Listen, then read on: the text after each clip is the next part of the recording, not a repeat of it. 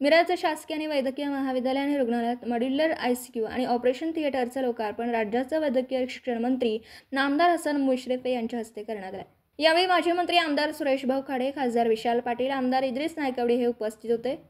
राज्यातील प्रथमच modular ICU आणि ऑपरेशन थिएटर आता गोरगरीब रुग्णांच्या सेवेसाठी खुलं होणार आहे।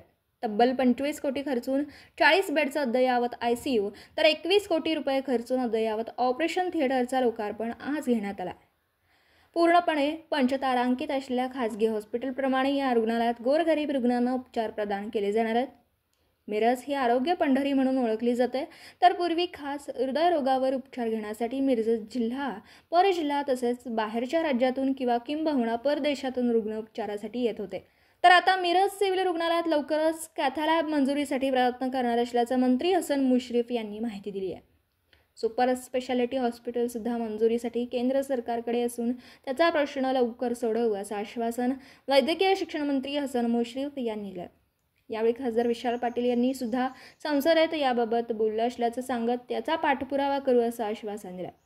मिरज आणि सांगली येथील शासकीय रुग्णालयात वैद्यकीय शिक्षण खात्याव्यतिरिक्त जिल्हा नियोजन समिती आणि आमदार फंडातून भरघोस मदत देणार माजी पालकमंत्री सुरेशभाऊ खाडे यांचं सुद्धा यावेळी कौतुक करण्यात आलं। माजी मंत्री सुरेशभाऊ खाडे यांनी गोरगरीब रुग्णांसाठी आणखी सुविधेसाठी लागेल ती मदत आणि फंड उभा करू असं आश्वासन दिलं।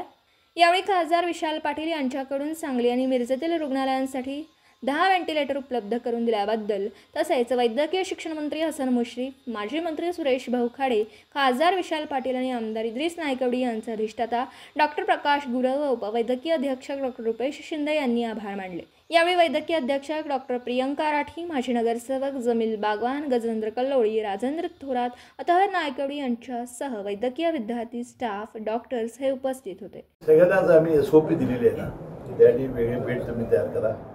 जीबी सिंड्रोमसाठी औषधं दिलेली आहेत, त्यांना जिथं औषध कमी आहे तिथं औषधा पुरवठा केलेला आहे, कारण एक इंजेक्शन 40,000चं आहे, त्यामुळे किमान 5 इंजेक्शन द्यावे लागतात किमान। तर ती व्यवस्था आपण केली आहे। औषधाबद्दल कुठली मोफत औषध दिली जातील आणि त्या ठिकाणी सांगितलं आम्ही वेगळा तुम्ही थोडंसं त्यातच तुम्ही वेगळं हे करा म्हणून। खासगी हॉस्पिटलमध्ये अक्षरशः पेशंटला कापलं येऊच नका तुम्ही, इकडे जा। पैसे कुठे देणार? 40,000 एका इंजेक्शन लागतात, देणार कुठले?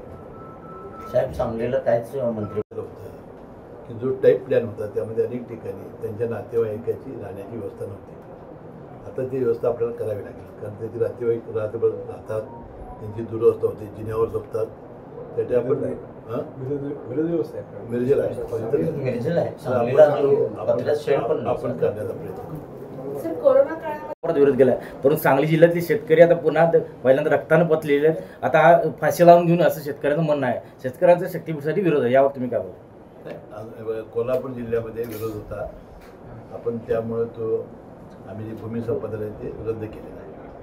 आता सांगली लोक असतील, तुमच्या भावना खाडे साहेब मुख्यमंत्र्यांना पुढे मांडतील, पण शेतकरी आज टोकाची भूमिका घेतात, लोकप्रतिनिधी आहेत। कोल्हापूरमध्ये म्हणते, पण कोल्हापूरमध्ये सध्या गुरुवारी राज्यव्यापी परिषद घेतली, म्हणजे कोल्हापूरमध्ये विरोध नाही असं म्हणतात। 80 गाव आहेत, टोटल 80 गाव कोल्हापूरमध्ये भूमी संपादन आपण नोटिफिकेशन रद्द केलेलं आहे। आज शक्तीपीठ मार्ग कोल्हापूरनातून जाणार नाही।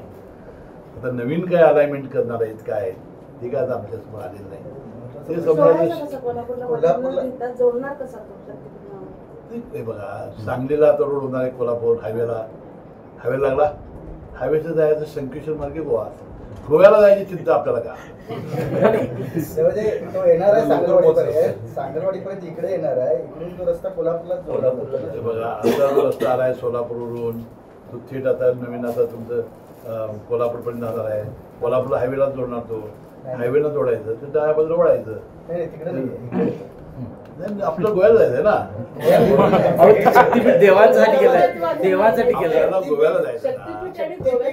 गोव्याला जाण्यासाठी कोल्हापूर हाच त्यांच्यासमोर पर्याय आहे। तुम्ही काय नाही, आम्ही व्यवस्थित त्याला लाईन काढून दिलेली आहे, तुम्हाला गोव्याला सोयीचं होईल असं नाही करतोय आणि आपण देऊ। मुश्रीफ साहेब, सांगलीचं जे हॉस्पिटल आहे ते रत्नागिरी, सोलापूर किंवा या ठिकाणी, पण औषधच पुरवठा अजून सुद्धा होत नाही। बाहेर चिठ्ठ्या दिल्या जातात, कारण का जे काय गरीब लोक येतात बाहेरचे, कर्नाटकमध्ये सुद्धा येतात, पण सिव्हिलमध्ये अजून थोडं सुविधाचं आमच्या विभागानं चिठ्ठी बंद केलेली आहे। मी आणि पुन्हा त्याला सूचना दिली, चिठ्ठ्या नाही 30% आपल्याला जो बजेट येतं आहे ते आम्ही पूर्णपणे डीनना देतो. डीनना आम्ही त्याचे अधिकार दिलेले आहेत. DPDCला जे निधी येतो ते औषध खरेदीचे अधिकार जिल्हाधिकाऱ्यांनी डीननी करायचे आहेत. त्याशिवाय महात्मा फुले जीवनदायीचा जो पैसा येतो PLA अकाउंटवर ते सुद्धा अधिकार त्यांना दिलेले आहेत. आता औषधाच्या चिठ्ठ्या द्यायच्या नाहीत, औषधाला पैसे कमी पडले जाणार नाहीत हे ठाणकावून आम्ही त्यांना सांगितलं आहे. तशी अडचण असेल तर आपण डीनवर सुद्धा कारवाई करू. तुम्ही 100 बेडची